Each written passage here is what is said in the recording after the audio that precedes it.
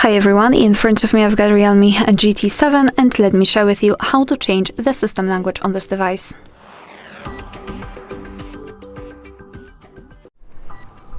So let's start with opening the settings, and here in this general list we have to scroll down to the very bottom to find system and updates. Then let's tap on language and region and tap on edit. So here we've been transferred to the full list of available languages from which we can choose. At the top right here we've got those languages which are currently applied.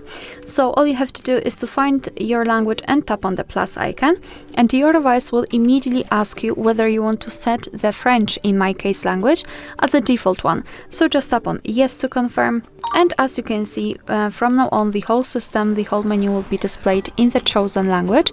The French language in my case also appeared at the top of the list. If you've got more than one language added here in this first section, you can tap on the language and hold it, and then drag it to the first position and tap on change, and your device will also change the language. If you want to, you can also remove the languages from this list. Just tap on this minus icon next to the language, and you've got only one language set right here. Alright, so that will be all. Thank you so much for watching. Please hit the subscribe button and leave the thumbs up.